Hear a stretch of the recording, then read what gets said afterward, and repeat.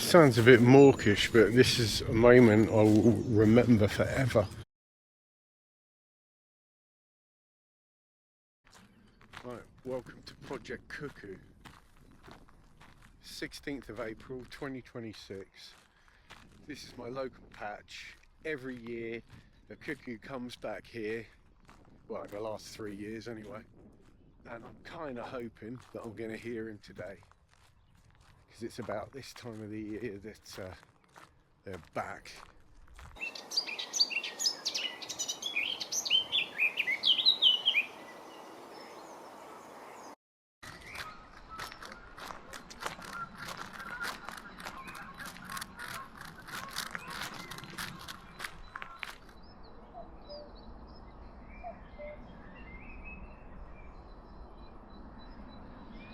What a journey that little chap's been on.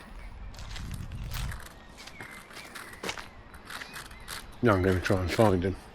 Of course, it is the male that makes that noise, and he's cuckooing to try and attract a mate, who will in turn, if he's successful, call back, not with a cuckoo sound, but with something slightly different.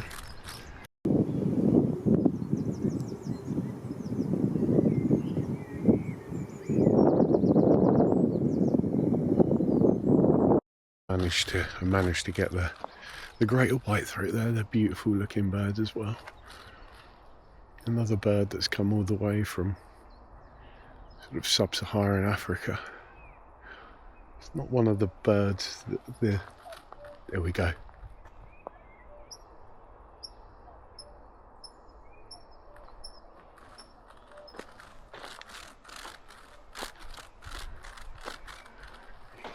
I'm going to be chasing him around. Actually, I don't think he knows I'm here, but I don't think he cares I'm here. I mean, the guy's been down in the Congo. Hardy birds, you know, hardy. But yeah, I don't think the whitethroat is one of the birds that the cuckoos try to lay their eggs in the nest of. I think they're more of the garden warblers, the willow warblers. Yeah. So obviously they go in, the cuckoo will lay the egg, and the young will hatch, chuck everything else out of the nest, and the cycle continues. Will be reared as if they were the warbler's parents' very own offspring. It's pretty brutal, but nature is brutal.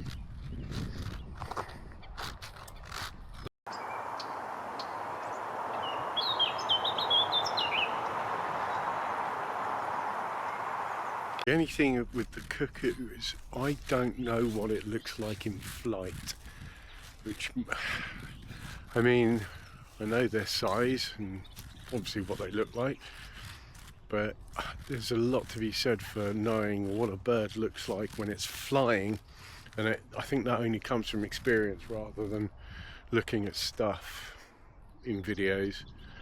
So I don't really know what I'm looking at. But something does keep flying around, which looks around the same size as a wood pigeon, but it's flying differently. And there's a lot more green woodpecker over there. There's also a lot more green finches around this year, I found. Hardly anything last year, but this year was inundated around here. Anyway, it's the sound of spring right here.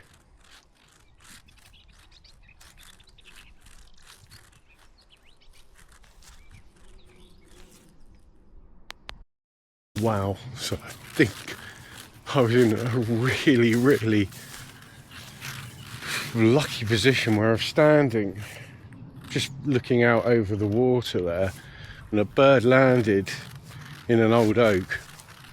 Quite a sparse old oak, so it was easy to distinguish where the bird was. But so I had a look through my binoculars. Sorry, I'm really excited. I had a look through my binoculars, and sort of could be, and then from that very bird, a cuckoo started emanating. Cuckoo, cuckoo, cuckoo. I think I've got him on camera. He was about 200 metres away, so it's obviously not great footage, but here we go. Project Cuckoo. Oh, God.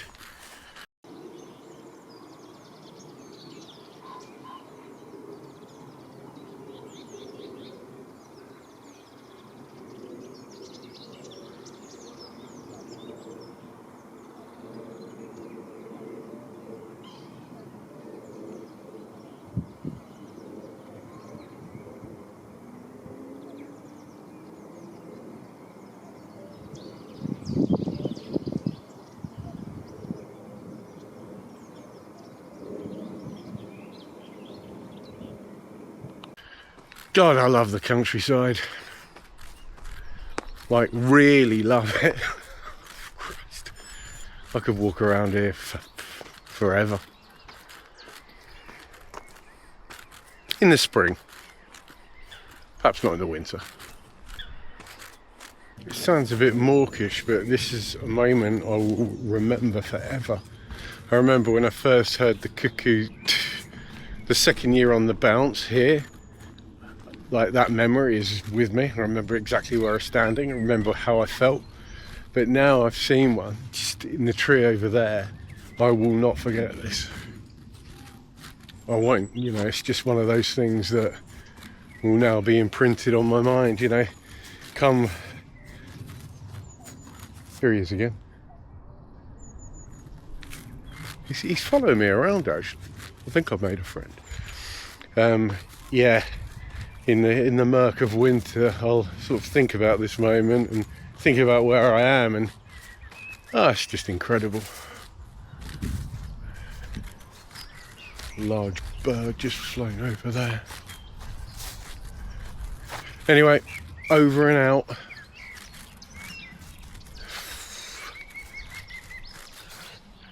Green woodpeckers, on the other hand, they just don't hang around for anyone. They're the least photogenic.